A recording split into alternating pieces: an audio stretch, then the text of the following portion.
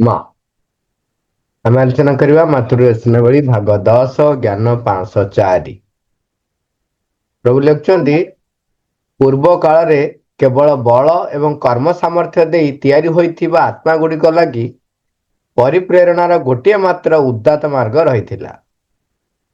ପରମ ପ୍ରଭୁ ଯେଉଁପରି ଅଧିଷ୍ଠିତ ରହିଛନ୍ତି, ସୁନିଶ୍ଚିତ ଭାବରେ ଠିକ୍ ସେହିପରି। ମାତ୍ର ଆମର ଆଧୁନିକ ଆବଶ୍ୟକତା ଗୁଡ଼ିକର ପରିପ୍ରେକ୍ଷୀରେ ପ୍ରକୃତରେ ଆଉ ଗୋଟିଏ ପରିପ୍ରେରଣା ହିଁ ଅଧିକ ଫଳଦାୟକ ହେବ। ପରମ ପ୍ରଭୁ ଯେତିକି ସୁନିଶ୍ଚିତ ଭାବରେ ଭଲ ପାଉଛନ୍ତି, ଠିକ୍ ସେତିକି ସୁନିଶ୍ଚିତ ଭାବରେ କହୁଛନ୍ତି, ପୂର୍ବ କାଳରେ କେବଳ ବଳ ଏବଂ କର୍ମ ସାମର୍ଥ୍ୟ ଦେଇ ତିଆରି ହୋଇଥିବା ଆତ୍ମା ଗୁଡ଼ିକ ଲାଗି ପରିପ୍ରେରଣାର ଗୋଟିଏ ମାତ୍ର ଉଦାତ୍ତ ମାର୍ଗ ରହିଥିଲା। ପରମ ପ୍ରଭୁ ଯେଉଁପରି ଅଧିଷ୍ଠିତ ରହିଛନ୍ତି, ସୁନିଶ୍ଚିତ ଭାବରେ ଠିକ୍ ସେହିପରି। ତାକୁ ମା କହୁଛନ୍ତି, ଆମର ଏହି ଦୁଃଖପୂର୍ଣ୍ଣ ଯୁଗରେ ଯେତେବେଳେ କି ବୁଦ୍ଧିର ଅତିରିକ୍ତ ଆଧିପତ୍ୟ ଦ୍ୱାରା ସବୁକିଛି ପ୍ରାୟ ଝାଉଁଳି ପଡ଼ିଲାଣି, ଦିବ୍ୟ ପରମ ପ୍ରେମ ବ୍ୟତୀତ ଆଉ କିଛି ହେଲେ କଦାପି ଏକାଧାରରେ ଅଧିକ ଆବଶ୍ୟକ ଏବଂ ଅଧିକ ମୂଲ୍ୟବାନ ବୋଲି ସିଦ୍ଧ ହେବ ନାହିଁ। କଣ ହଉଛି, ଦେଖନ୍ତୁ, ମଣିଷ ଯୋଉ ଭଗବାନଙ୍କର ପରିକଳ୍ପନା କରିଥାଏ, ଆଉ ଯୋଉମାନେ ସାଧନା କରନ୍ତି, ସିଦ୍ଧି ପ୍ରାପ୍ତ କରନ୍ତି, ଭଗବତ ସିଦ୍ଧି ପ୍ରାପ୍ତ କରନ୍ତି, ଭଗବାନଙ୍କୁ ଦର୍ଶନ କରନ୍ତି, ତାପରେ କଣ ହୁଏ, ଲୋକଙ୍କ ପାଖରେ ଯେତେବେଳେ ପହଞ୍ଚିବ, ସେତେବେଳେ ଲୋକ କେମିତି ଗ୍ରହଣ କରନ୍ତି ତାହା ନିର୍ଭର କରେ ଲୋକର ଚେତନାର ସ୍ଥିତି ଅନୁସାରେ। ବର୍ତ୍ତମାନ ସୁଦ୍ଧା ଦେଖନ୍ତୁ, ବର୍ତ୍ତମାନ ମଡର୍ଣ୍ଣ ଆଧୁନିକ ଯୁଗରେ ସମସ୍ତେ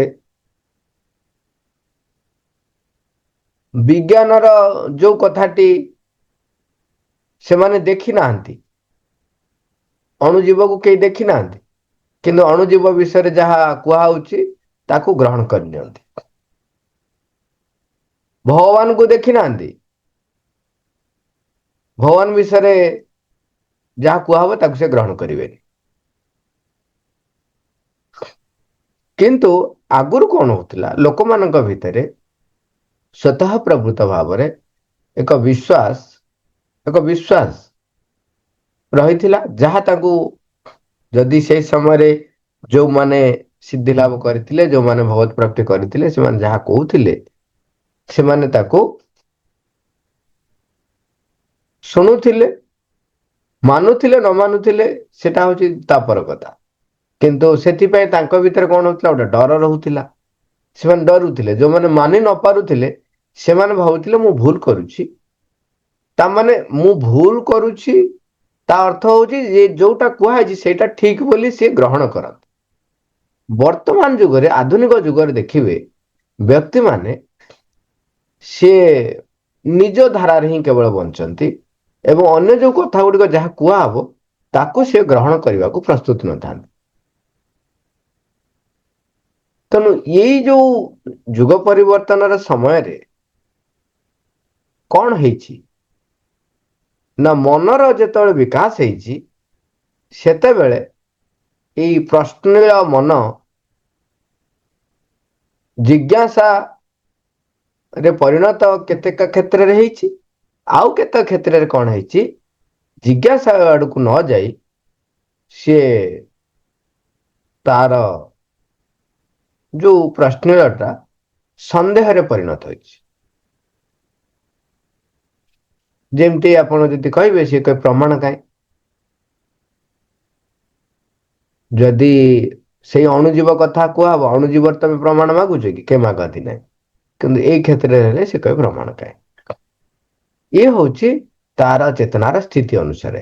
ଏଠି ବର୍ତ୍ତମାନ ତେଣୁ ଅବସ୍ଥା ଯୋଉଭଳି ଭାବରେ ରହିଛି, ତା ଭିତରେ କେବଳ ନିଜେ ପରମ ଇଣ୍ଟରଫିୟର ନ କଲେ ସେଟା କିଛି ସେମାନଙ୍କ ମଧ୍ୟରେ କିଛି ପରିବର୍ତ୍ତନର ଆଶା କରାଯାଇପାରେ ନାହିଁ। ତେଣୁ ଏଠି ପ୍ରଭୁ ଲେଖୁଛନ୍ତି, ଆଧୁନିକ ଆବଶ୍ୟକତା ଗୁଡିକର ପରିପ୍ରେକ୍ଷୀରେ ପ୍ରକୃତରେ ଆଉ ଗୋଟିଏ ପରିପ୍ରେରଣା ହିଁ ଅଧିକ ଫଳଦାୟକ ହେବ। ପରମ ପ୍ରଭୁ ଯେତିକି ସୁନିଶ୍ଚିତ ଭାବରେ ଭଲ ପାଉଛନ୍ତି, ଠିକ ସେତିକି ସୁନିଶ୍ଚିତ ଭାବରେ। ବର୍ତ୍ତମାନ ଏଠି କାହିଁକି ତାମାନେ ଯେ ପରମ ପ୍ରଭୁ ଆମକୁ କେମିତି ଭଲ ପାଆନ୍ତି? ଅତି ନିବିଡ଼ ଭାବରେ, ଅତି ନିଜର ଏବଂ ଗାଢ, ଯାହାବି ତାକୁ ଆପଣ ଯୋଉ ଯୋଉ ସ୍ତରରେ କୁହନ୍ତୁ, ଅତି ଗଭୀର, ଗମ୍ଭୀର, ଗାଢ, ଘନତ୍ୱ ଯୁକ୍ତ ସବୁ ଯାକ।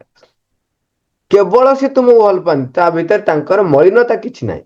ତେଣୁ ସେଇ ପରିମାଣରେ ସେତିକି ସୁନିଶ୍ଚିତ ଭାବରେ ଆମେ ଯଦି ତାଙ୍କୁ ଆବଶ୍ୟକ ମନେ କରିବା, ସେତେବେଳେ ସେତେବେଳେ ଆଉ ମୋ ପାଇଁ କିଛି ଅଦେୟ ରହିବ ନାହିଁ। ତେଣୁ ପରମ ପ୍ରେମ ବ୍ୟତିରେକ, ଦିବ୍ୟ ପରମ ପ୍ରେମ ବ୍ୟତିରେକ ଆମର ଆଉ ଅଧିକ ମୂଲ୍ୟବାନ ବୋଲି କିଛି ନାହିଁ ସେଇ ସମୟରେ ଅନୁଭୂତ ହବ। ଜ୍ଞାନ 505 ଲେଖୁଛନ୍ତି, ପ୍ରଧାନତଃ ଜଣେ ଈଶ୍ୱର ପ୍ରେମୀ ଏବଂ ଈଶ୍ୱର ଜ୍ଞାତା ଲାଗି ବିଜ୍ଞାନ ଉପଯୋଗୀ ହୋଇପାରିବ, କାରଣ ବିଜ୍ଞାନ ସେହି ପରମେଶ୍ୱରଙ୍କର ଏହି ଜଡ଼ସ୍ତରୀୟ ବିଶ୍ୱକରଣଟିକୁ ଟିକନିକ ଭାବରେ ବୁଝିବା ଲାଗି ଏବଂ ତାହାର ଜିଜ୍ଞାସା ଉଦ୍ବେଳନକାରୀ ବିସ୍ମୟ ଗୁଡ଼ିକର ଯଥାର୍ଥ ଗୁଣକୀର୍ତ୍ତନ କରିପାରିବା ଲାଗି ତାକୁ ପ୍ରକୃତରେ ସମର୍ଥ କରାଇପାରିବ। ଜ୍ଞାନୀ ଜାଣିବ ଏବଂ କହିବାକୁ ଲାଗିବ, ଦେଖ ପରମ ଚିନ୍ମୟତା ନିଜକୁ କିପରି ଜଡ଼ ମଧ୍ୟରେ ବ୍ୟକ୍ତ କରି ରଖିଛି। ଏବଂ ପ୍ରେମୀ କହୁଥିବ, ଦେଖ ସେହି ପରିପୂର୍ଣ୍ଣ କଳାକାର ମୋର ପ୍ରେମିକ ପରମ ପ୍ରଭୁଙ୍କର ସ୍ପର୍ଶକୁ ଚାହିଁ ଦେଖ, ସେହି ସର୍ବଶକ୍ତି ବିଶିଷ୍ଟ ହାତଟି ଆଡ଼କୁ ଦୃଷ୍ଟିପାତ କର। ଦେଖନ୍ତୁ, ଯେତେବେଳେ ଆମେ ଦିବ୍ୟ ପରମ ସତ୍ତାଙ୍କ ଭିତରେ ବଞ୍ଚିବା, ଯେତେବେଳେ ଆମେ ଦିବ୍ୟ ପରମ ସତ୍ତା ଆମର ଏକମାତ୍ର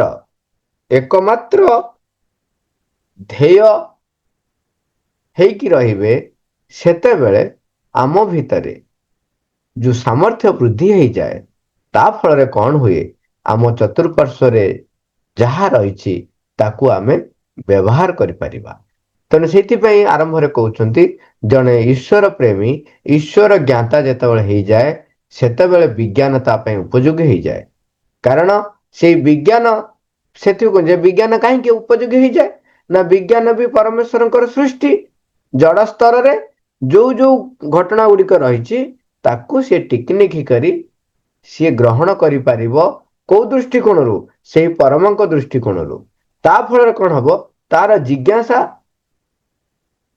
ଆଉ ଅନ୍ୟ ଲୋକଙ୍କ ପାଇଁ ଯୋଉଟା ବିସ୍ମୟ, ତା ପାଇଁ ସେଇଟା ବିସ୍ମୟ ହବନି। ସିଏ ଜାଣିପାରିବ, ବୁଝିପାରିବ। ବର୍ତ୍ତମାନ ଯେମିତି ଆପଣ ଚିନ୍ତା କରନ୍ତୁ, ଗୋଟେ ଛୋଟ ଏକ୍ସାମ୍ପଲଟେ, ଗୋଟେ କଣ ହେଲା, ଗୋଟେ କାଚ ଜାରରେ କିଛି ରଙ୍ଗୀନ ପାଣି ରଖାହେଇଛି ଏବଂ ସମସ୍ତ ଆଗରେ ଦେଖିଲେ ରଙ୍ଗୀନ ପାଣି। ବର୍ତ୍ତମାନ ମୁଁ ମନ୍ତ୍ର କଲି, ମାନେ ମନ୍ତ୍ର କରି ମୁଁ ତାକୁ ଫୁଙ୍କୁଛି। ତାପରେ ସବୁ ଯେତେ ଜଣ ବସିଥିବେ ସମସ୍ତଙ୍କ ପାଖକୁ ନେବି, କହିବି ଟିକେ ଫୁଙ୍କ, ସମସ୍ତେ ମନ୍ତ୍ର କରିଥିବେ, ମୁଁ ମନ୍ତ୍ର କରୁଥିବି, କହୁଥିବି ଫୁଙ୍କ ଫୁଙ୍କ ଫୁଙ୍କ, ସମସ୍ତେ ଫୁଙ୍କିବେ।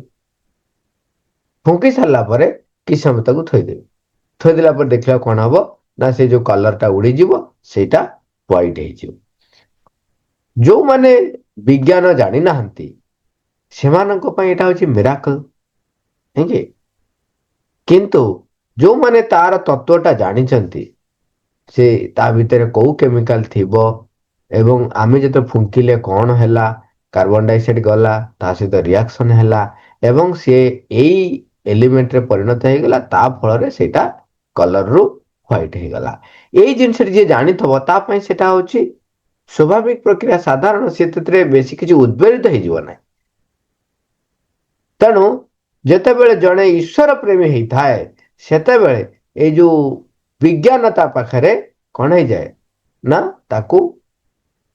ତା ପାଇଁ ସେମିତି କିଛି ଗୋଟେ ମିରାକଲ ଅବସ୍ଥା ନ ହେଇକି, ତା ପାଇଁ ଏକ ସାଧାରଣ ଅବସ୍ଥା ଏବଂ ତାକୁ ସମର୍ଥ କରାଇ ଦେଇଥାଏ ସେ ବିଜ୍ଞାନକୁ ବୁଝିବା ପାଇଁ।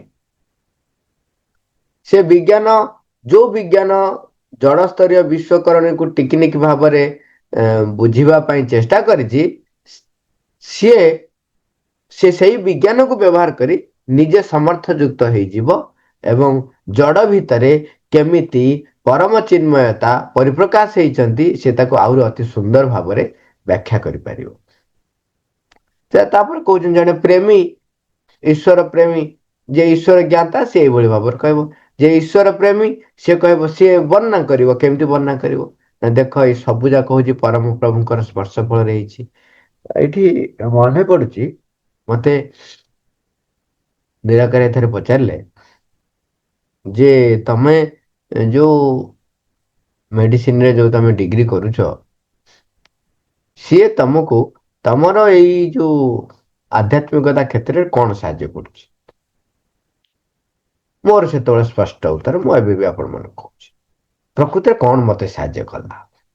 ଯେତେବେଳେ ମେଡିସିନର ଗୋଟେ ଗୋଟେ ମେଡିସିନ ମୁଁ ଯେତେବେଳେ ଖାଉଛି, ମାନେ ଆମେ ଯେତେବେଳେ ଖାଉଛନ୍ତି, ସେତେବେଳେ କେମିତି କୋଉ କୋଉ ଏନଜାଇମର ସଂସ୍ପର୍ଶରେ ସେ ଆସୁଛି, କୋଉ କୋଉ ବାଟ ଦେଇକି ଯେତେବେଳେ ଯାଉଛି, କଣ କଣ ସେଠି କେମିକାଲ ମାନେ ଆଟମସ୍ଫିୟର ପାଉଛି, କେମିତି ସେଲ, କୋଉଟା ସେଲ ମେଡିଏଟେଡ, କୋଉଟା କୋଉ ଚ୍ୟାନେଲରେ ଯାଉଛି, ଏଇ ସବୁ ଜିନିଷ ଗୁଡାକ ଯେତେବେଳେ ଡିଟେଲ୍ସ ଆମେ ପଢିଲୁ, ତାର ପରିଣାମ କଣ ହେଲା ନା ଯେତେବେଳେ ମାଙ୍କ କଥା ବା ଶ୍ରୀରନ୍ଧଙ୍କ କଥା ଯେତେବେଳେ ମୁଁ ଶୁଣୁଛି, ସେତେବେଳେ କଣ ହଉଛି, ସେଇଟା ମୋ କୋଷ ଭିତରେ ବା ମୋର ମନ ଭିତରେ ମୋର ସେ ଯୋଉ ଆମର ଯୋଉ ଛୋଟ ଛୋଟ ଚିନ୍ତା ବିଚାର ରହିଛି, ତାକୁ କେମିତି ପ୍ରଭାବିତ କରେ, ସେଇ ଯୋଉ ଜ୍ଞାନଟି ବା ସେଇ ଯୋଉ ଆପଣ କହିପାରନ୍ତି ସେ ଯୋଉ ତତ୍ଵଟିକୁ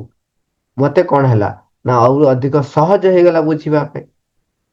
ସହଜ ହେଇଗଲା ବୁଝିବା ପାଇଁ ଯେ ଏଇ କଥାଟି ଏଇ ପିଲାଟି କାହିଁକି ଗ୍ରହଣ କରୁନାହିଁ। କାରଣ ସେଠି ଯେହେତୁ ମୁଁ ତାର ତତ୍ଵଟି ବୁଝିଛି, ତେଣୁ ଏଠି ବର୍ତ୍ତମାନ ଏଇ କଥାଟି ମୁଁ କହିଲା ବେଳେ ତା ପାଖରେ କେମିତି ପହଞ୍ଚି ପାରୁନାହିଁ, କାହିଁକି ପହଞ୍ଚି ପାରୁନାହିଁ, ସେ ତାକୁ ଗ୍ରହଣ କାହିଁକି କରିପାରୁନାହିଁ, ତାକୁ କାହିଁକି ଗ୍ରହଣ କରିକି ସେ ତା ନିଜ ଜୀବନରେ ପ୍ରୟୋଗ କରୁନାହିଁ, ସେଇ ଯୋଉ ବିଜ୍ଞାନଟିକୁ ବୁଝି ହେଇଯାଉଛି। ହୁଏତ ସେଇ ମେଡିସିନର ଯୋଉ ଯେତେବେଳେ ଯୋଉ ପାଠ ଯେତେବେଳେ ପଢା ହେଲା, ସେଇଟା ନ ହେଇଥିଲେ ଦିବ୍ୟ କୃପା ହେଲେ ସବୁ ହେଇଯାଇଥାନ୍ତା, ସବୁ ହବ, ସେଥିରେ କିଛି ନାହିଁ। କିନ୍ତୁ ସେଇଟା ନ ହେଇଥିଲେ କଣ ହେଇଥାନ୍ତା, ଯଦି ସାଧାରଣ ଭାବରେ ରହିଥାନ୍ତା, ତାହେଲେ ମତେ ଏଇଟା ବୁଝିବା ପାଇଁ ଆହୁରି କିଛି ବର୍ଷ ଲାଗି ଯାଇଥାନ୍ତା। ତେଣୁ ଏଠି କଣ ହେଲା ନା ସେଇ ବିଜ୍ଞାନ ମତେ ସ୍ପଷ୍ଟ ଭାବେ ଅଧିକ ସାହାଯ୍ୟ କରିବ ସେଇ ପରମଙ୍କର କାର୍ଯ୍ୟଶୈଳୀକୁ ବୁଝିବା ପାଇଁ। ମତେ ଅଧିକ ସମର୍ଥ କରାଇଦବ ସେଇ ବିଜ୍ଞାନ, ଯଦି ମୁଁ ଈଶ୍ୱର ଜ୍ଞାତା ହେଇଥିବି। ଯଦି ମୁଁ ଈଶ୍ୱର ଜ୍ଞାତା ନ ହେଇଥିବି, ଯଦି ମୁଁ ଈଶ୍ୱର ପ୍ରେମୀ ନ ହେଇଥିବି, ତାହେଲେ କଣ ହବ ନା ମୁଁ ଅହଙ୍କାରୀ ହେଇଯିବି। ଦେଖ ମୋର ଏତେ ଜ୍ଞାନ ଅଛି, ଦେଖ ମୋ ଭଳିଆ ଜ୍ଞାନୀ କେହି ନାହାନ୍ତି, ଏଇ ପ୍ରକାରର ସିଚୁଏସନ ହବ। ତେଣୁ ଏଠି ମା କହୁଛନ୍ତି ଆମେ ତ କେବଳ ସେଇ ଦିବ୍ୟ ପରମ ସତ୍ତାଙ୍କ ବଳରେ ହିଁ ଜୀବନ ଧାରଣ କରି ରହିଛୁ। ତେବେ ଆମେ ପ୍ରକୃତରେ କିପରି ତାଙ୍କର କୌଣସି ସେବା ବା କାର୍ଯ୍ୟ କରିପାରିବା, ଆମେ କେବଳ ଏତିକି କରିପାରିବା ଯେ ସିଏ ଆମକୁ ଯାହା କିଛି ପ୍ରଦାନ କରିଛନ୍ତି, ଆମେ ଅତ୍ୟନ୍ତ ଅକୁଶଳ ଭାବରେ ତାର କିଞ୍ଚିତ ଅଂଶକୁ ତାଙ୍କୁ ପୁନର୍ବାର ଆଣି ଦେଇପାରିବା। ଏଠି ଯୋଉ କଥାଟି କହୁଛନ୍ତି ଯେ ଆମେ ଯୋଉ ତାଙ୍କୁ ବିଜ୍ଞାନର କ୍ଷେତ୍ରରେ ହଉ, ଆମେ ଯୋଉ କଳା କ୍ଷେତ୍ରରେ ହଉ, ଆମେ ଯୋଉ ତାଙ୍କୁ ଗ୍ରହଣ କରୁଛନ୍ତି, ଆମେ ଏଠି ଆଉ ଅହଙ୍କାର ଆଉ ଭାବ ରହିବ ନାହିଁ। ଯେତେବେଳେ ମୁଁ ଈଶ୍ୱର ପ୍ରେମୀ ବା ଈଶ୍ୱର ଜ୍ଞାତା ହେଇଥିବି, ସେତେବେଳେ ମୋ ଭିତରେ ଏଇ ଭାବ ରହିବ ଯେ ମୁଁ ସେଇ ଯୋଉ ପରିପ୍ରକାଶ ପରମଙ୍କର ଯୋଉ ବିଶାଳ ପରିପ୍ରକାଶ, ତାର ମାତ୍ର ମୁଁ କିଞ୍ଚିତ ଅଂଶକୁ ପରିପ୍ରକାଶ କରିପାରୁଛି, କିଞ୍ଚିତ ଅଂଶକୁ କହିପାରୁଛି, ଏଇ ଭାବଟି ଆସିଯିବ। କାହିଁକିନା ସତରେ ଯେତେବେଳେ ଅନୁଭବ ହବ ଯେ କେତେ ଗଭୀରରେ ଭଗବାନ କାର୍ଯ୍ୟ କରୁଛନ୍ତି। ହଁ। ଜ୍ଞାନ 506। ଆପଣାର ଜଗତ ଆଡକୁ ଅବଲୋକନ କରି ମଧୁର ଭାବରେ ହସୁଥିବା ଏହି ବିଶ୍ୱ ବ୍ରହ୍ମାଣ୍ଡର ହେ ଆରିଷ୍ଟୋଫାନିସ, ଆପଣ କଣ ମୋତେ ମଧ୍ୟ ସେହିପରି ଦିବ୍ୟ ଆଖିରେ ଦେଖିବାର ଓ ଆପଣଙ୍କର ସେହି ବିଶ୍ୱମୟ ହାସ୍ୟରେ ଅଂଶଗ୍ରହଣ କରିବାର ଅନୁମତି ପ୍ରଦାନ କରିବେ ନାହିଁ? ଏଠି ଶ୍ରୀ ଅରବିନ୍ଦ କାବ୍ୟିକ ଢଙ୍ଗରେ କହୁଛନ୍ତି ଯେ ଦିବ୍ୟ ଆଖିରେ ମୋର ଦେଖିବାର ସାମର୍ଥ୍ୟ ବୃଦ୍ଧି ହେଇପାରିବ କେମିତି? ଯେତେବେଳେ ଆମେ ଜଗତକୁ ଦେଖୁଛନ୍ତି, ଜଗତର ବିଭତ୍ସତା ଛଡା ଆମକୁ କିଛି ଦେଖାଯାଉନି, କାହିଁକିନା ସବୁ କିଛି ନଷ୍ଟ ହେଇଯାଉଛି। ଯେତେ ଯାହା କରିଥିଲେ ଦୁଃଖ ଯନ୍ତ୍ରଣା ରହୁଛି, ଯେତେ ଯାହା କଲେ କେହି ଆନନ୍ଦରେ ରହିପାରୁନାହାନ୍ତି। ଆ ଭିତରେ ଯେ ପ୍ରକୃତରେ ମୁଁ କେମିତି ଆନନ୍ଦରେ ରହିପାରିବି? ଜଗତ ଯୋଉ ଭଳିଆ ମତେ ଦେଖାଯାଉଛି, ତାକୁ ଅନେଇକିରି ମୁଁ ହସିବି, ତାକୁ ଅନେଇକିରି ମୁଁ ଆନନ୍ଦରେ କେମିତି ରହିପାରିବି? ସେତିକି ବେଳେ ଆପଣ ଆନନ୍ଦରେ ରହିପାରିବେ ଯେତେବେଳେ ଦିବ୍ୟ ପରମ ଦୃଷ୍ଟି ଆପଣ ପ୍ରାପ୍ତ କରିବେ। ଦିବ୍ୟ ପରମ ଦୃଷ୍ଟି ପ୍ରାପ୍ତ କଲେ କଣ ହବ ନା ସମଗ୍ର ଦୃଷ୍ଟି ମତେ ଆସିବ। ଯେତେବେଳେ ସାମଗ୍ରିକ ଦୃଷ୍ଟିକୋଣ ମତେ ଦେଖାଯିବ, ତାହେଲେ ସେଥିରେ କୌଣସି ସନ୍ଦେହ ନାହିଁ, କୌଣସି ମାନେ ବିଭୀଷିକା ଦେଖାଯିବନି। କାହିଁ ଦେଖାଯିବନି ଚିନ୍ତା କରନ୍ତୁ। ଗୋଟେ ଘଟଣା ପରସ୍ପର ସହିତ କେତେ କେତେ ଲିଙ୍କ ହେଇକି ରହିଥାଏ, ପରସ୍ପର ସହିତ କେତେ କେତେ ଲିଙ୍କ ହେଇକି ରହିଥାଏ। ମହିରାବଣ ପାତାଳପୁରରେ ଶ୍ରୀରାମ ଶ୍ରୀକୃଷ୍ଣଙ୍କୁ ନେଇକି ବନ୍ଦୀ କରି ରଖିଥିଲା ବଳି ଦବ ବୋଲି। ସଚେତନ ଏମାନେ ରହିଥିଲେ, ବିଭୀଷଣ ଖବର ଦେଇଥିଲେ ଯେ ଘଟଣା ଏମିତି ଘଟୁଛି ଏବଂ ମହିରାବଣ ଆସିବ। ମହିରାବଣର ସାମର୍ଥ୍ୟ ହଉଛି ଏମିତିଆ କଣ ନା ଶିବ ପାର୍ବତୀ ଯଦି କଥା ହଉଥିବେ ବା ଲକ୍ଷ୍ମୀ ନାରାୟଣ ଯଦି କଥା ହଉଥିବେ, କେତେବେଳେ ସେ ନାରାୟଣଙ୍କୁ ଉଠେଇ ନେଇ ପଳେଇବେ ଲକ୍ଷ୍ମୀ ଜାଣିପାରିବେ।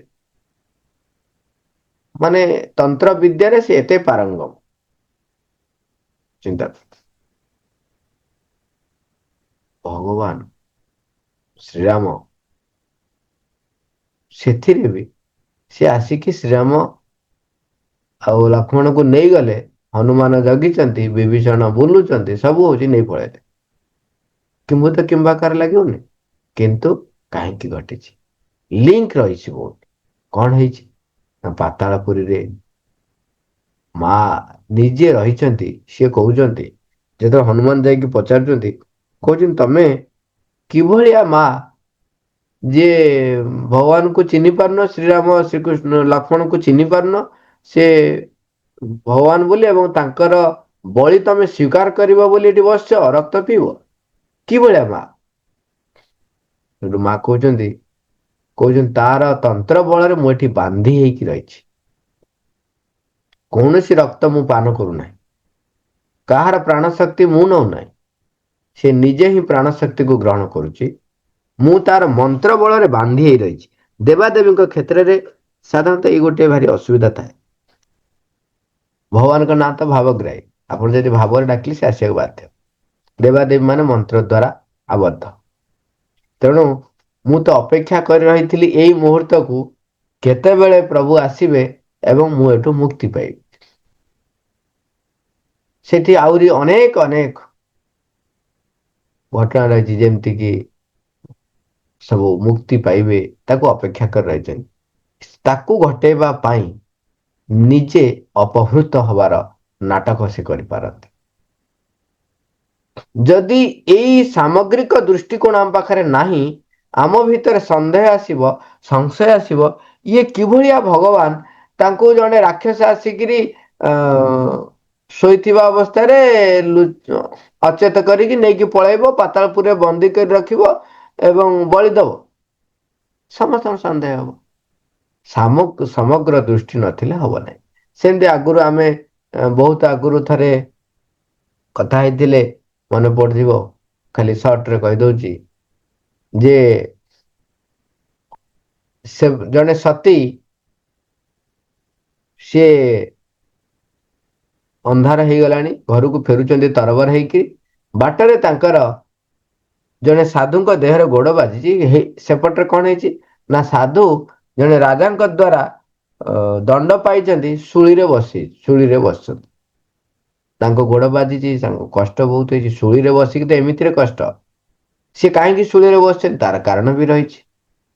ଏବଂ ଆଙ୍କ ଗୋଡ ଯେତେବେଳେ ବାଜିଛି, ସେ ଅଭିଶାପ ଦଉଛନ୍ତି ଯେ ନ ପାହୁ ରାତି, ନାଇଁ କହୁଛନ୍ତି କଣ ଯେ ତୁ ଯୋଉ କାରଣ ପାଇଁ ଏତେ ତରବର ହେଇ ଯାଉଛୁ ଏବଂ କିଛି ଦେଖୁନାହୁଁ, ମତେ କଷ୍ଟ ଦଉଛୁ, କଷ୍ଟ ଦେଲୁ, ତେଣୁ ମୁଁ ଅଭିଶାପ ଦଉଛି, ସୂର୍ଯ୍ୟୋଦୟ ପୂର୍ବରୁ ତୋ ପତି, ସେ ତା ସ୍ଵାମୀର ସେବା କରିବା ପାଇଁ ଯାଇଛି, କାହିଁକିନା ତା ସ୍ଵାମୀ ରୋଗଗ୍ରସ୍ତ, ତେଣୁ ସେ ସ୍ୱାମୀ ତୋର ସ୍ୱାମୀ ସୂର୍ଯ୍ୟୋଦୟ ପୂର୍ବରୁ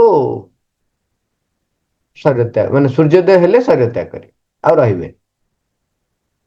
ସେଠି ଇଏ କହୁଛନ୍ତି ଯଦି ମୁଁ ସତୀ ହେଇଥିବି ଏବଂ ଯଦି ମୁଁ କାରଣ ରଖି ବା ଜ୍ଞାତରେ ମୁଁ ତାଙ୍କୁ କ୍ଷତି ପହଞ୍ଚାଇ ନାହିଁ, ତେବେ ମୁଁ ଶପଥ କରୁଛି ନ ପାହୁ ରାତି ନ ମରୁ ପତି 7 ଦିନ 7 ରାତି ହଉ ଶପଥ ରାତି।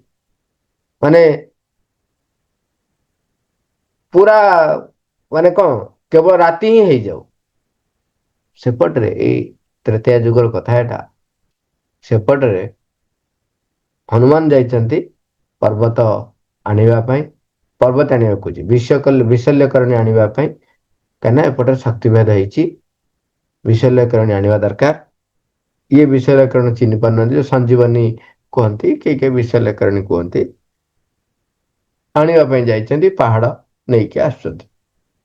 ଯଦି ସୂର୍ଯ୍ୟ କିରଣ ପଡିବ ତେବେ ଇଏ ଶକ୍ତି ଆଉ କ୍ଷୟ ହେଇଯିବ ଆଉ କାମ କରିବନି ମୃତ୍ୟୁବରଣ କରିବେ।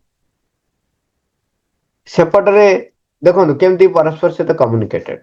ସେପଟରେ ସିଏ ପ୍ରତିଜ୍ଞା କରିଛନ୍ତି। ତେଣୁ ବାଟରେ ଇଏ ଆସିଲା ବେଳକୁ ଯେତେବେଳେ ସୂର୍ଯ୍ୟୋଦୟ ସମୟ ହେଇଯାଉଛି ସୂର୍ଯ୍ୟ ବାହାରିବାକୁ ବାଧ୍ୟ। ସେତେବେଳେ ହନୁମାନ ସୂର୍ଯ୍ୟଙ୍କୁ ଲୁଚେଇ ଦଉଛନ୍ତି। ଲୁଚେଇ ଦଉଛି କାହିଁକିନା ସୂର୍ଯ୍ୟ କହିଲେ ମୁଁ ବନ୍ଧା ନିୟମରେ। ତେଣୁ ଇଏ କଣ କଲେ ତମେ ସିନା ନିୟମରେ ବନ୍ଧା ମୁଁ ତ ବନ୍ଧା ନୁହଁ। ତେଣୁ ସେ କଣ କରୁଛନ୍ତି ହନୁମାନ ସୂର୍ଯ୍ୟଙ୍କୁ ଆଣିକି ଲୁଚେଇ ଦଉଛନ୍ତି ଯାହାଫଳରେ ସୂର୍ଯ୍ୟୋଦୟ ହେଇପାରୁନାହିଁ। ତାପରେ ଏପଟରେ ତାଙ୍କର ସରିଲା ସେପଟରେ ଯେହେତୁ ତାକୁ ସେ ଅଭିଶାପ ଦେଇଛନ୍ତି ତେଣୁ ସେଠି ବ୍ରହ୍ମା ବିଷ୍ଣୁ ମହେଶ୍ୱର ଯାଇକି ପହଞ୍ଚିଲେ।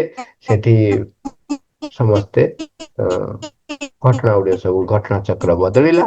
ବଦଳିବା ଫଳରେ ଏପଟରେ ଇଏ ବି ଶକ୍ତି ଭେଦରୁ ଉଠିଲେ ସେପଟରେ ଇଏ ବି ଉଠିବି ତାକୁ କ୍ଷମା କଲେ ତେଣୁ ପୁଣି ସୂର୍ଯ୍ୟୋଦୟ ହେଲେ। ତେଣୁ ଲିଙ୍କ ଦେଖନ୍ତୁ। ଯେ ସୂର୍ଯ୍ୟୋଦୟ କରେଇ ନ ଦେବା ପାଇଁ ଏପଟରେ କଣ ହେଲା ନା ହନୁମାନଙ୍କର ଡେରି ହେଇଛି। ହନୁମାନଙ୍କର ସେ ସାମର୍ଥ୍ୟ ରହିଛି ଯିଏକି ସୂର୍ଯ୍ୟକୁ ଲୁଚେଇ ପାରିବେ।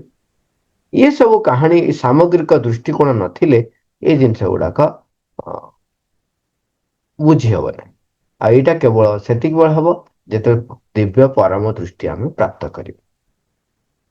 ଆପଣ ଦେଖିଥିବେ ଯେ ସଞ୍ଜୟଙ୍କୁ ଯେତେବେଳେ ଦିବ୍ୟ ଦୃଷ୍ଟି ମିଳିଲା ଯଦିଓ ଦିବ୍ୟ ଦୃଷ୍ଟି ତାଙ୍କୁ ଦିଆଯାଇଥିଲା କାହାକୁ କୁହା ଯେ ବ୍ୟାସଦେବ କହିଲେ ଯେ ତୁମେ ତ ଏଇଭଳିଆ କର୍ମକାଣ୍ଡ କରିଛ ତେଣୁ ତୁମେ ନିଜେ ଭୋଗ ନିଜେ କେମିତି ଭୋଗିବ ନା ଦିବ୍ୟ ଦୃଷ୍ଟି ମୁଁ ଦେଇ ଦଉଛି ତମେ ଦେଖ ଦେଖିଲେ ତମେ ଜାଣିପାରିବ ଯେ ତମେ କଣ ଭୁଲ କରୁଛ କି ଠିକ କରୁଛ। ସେଠୁ ଇଏ କହୁଛନ୍ତି ଧୃତ ରାଷ୍ଟ୍ର କହୁଛନ୍ତି ମୁଁ ତ ଆଜି ପର୍ଯ୍ୟନ୍ତ ଦେଖି ନାହିଁ ଆଖି ମୋର ନାହିଁ ଆଉ ମୁଁ ଯଦି ଏବେ ଦିବ୍ୟ ଦୃଷ୍ଟି ପାଇବି ତେବେ ଚିହ୍ନିବି କେମିତି କଣ ଆଉ କାହିଁକି ସେ ଏତେ କଷ୍ଟ ପାଇବେ ତେଣୁ ତମେ ସଞ୍ଜୟକୁ ଦିବ୍ୟ ଦୃଷ୍ଟି ଦିଅ ସିଏ ମତେ ଦେଖିକି କହିବ। ଦେଖନ୍ତୁ ସଞ୍ଜୟ ଯେତେ ଦିବ୍ୟ ଦୃଷ୍ଟି ପାଉଛନ୍ତି ତେଣୁ ତାଙ୍କ ଭିତରେ ଜ୍ଞାନ ଆସି ଯାଉଛି ସିଏ ଜାଣିପାରୁଛନ୍ତି ଠିକ କୋଉଟା ଭୁଲ କୋଉଟା ସିଏ ତେଣୁ ଅବିଚଳିତ ରହିକି କହୁଛନ୍ତି। ଏବଂ ସତ୍ୟର ଜୟ ହଉ ଧର୍ମର ଜୟ ହଉ ସେଇ ଭାବ ରଖି କହୁଛନ୍ତି। କିନ୍ତୁ ଧୃତ ରାଷ୍ଟ୍ର ଯେହେତୁ ଦିବ୍ୟ ଦୃଷ୍ଟି ପାଇନାହାନ୍ତି ଯେତେବେଳେ କୌରବଙ୍କ ପକ୍ଷରୁ କିଏ ହତ ହଉଛନ୍ତି ସେତେବେଳେ ସେ ବିଷାଦଗ୍ରସ୍ତ ହଉଛନ୍ତି। ଯେହେତୁ ଇଏ ଦିବ୍ୟ ଦୃଷ୍ଟି ପାଇ ଯାଇଛନ୍ତି ତେଣୁ ସାମଗ୍ରିକ ଦୃଷ୍ଟି ସେ ପ୍ରାପ୍ତ କରିଛନ୍ତି ତେଣୁ ସେ ଜାଣୁଛନ୍ତି ଯେ ଏଇ ଯୋଉ କିଏ ମରିବ କଣ ଘଟିବ ତାକୁ କିଛି ବିଚଳିତ କରୁନାହିଁ ସବୁ କିଛି ଦେଖି ପାରୁଛନ୍ତି ସବୁ କିଛି ଜାଣି ପାରୁଛନ୍ତି ସମତ୍ଵ ଅବସ୍ଥାରେ ରହିଛନ୍ତି। ତେଣୁ ଆମେ ଯଦି ଯେ ଜଗତକୁ ଦେଖି ଅନାଇ ହସି ପାରିବାକୁ ସମର୍ଥ ହବୁ ସେତିକି ବେଳେ ହେଇପାରିବା ଯେତେବେଳେ ଆମେ ଦିବ୍ୟ ପରମ ଦୃଷ୍ଟି ପ୍ରାପ୍ତ କରିବା ବା ସମଗ୍ର ଦୃଷ୍ଟି ଆମେ ଅର୍ଜନ କରିବା। ମା ଥ୍ୟାଙ୍କ ୟୁ ଅଲ୍ ରୋଭର।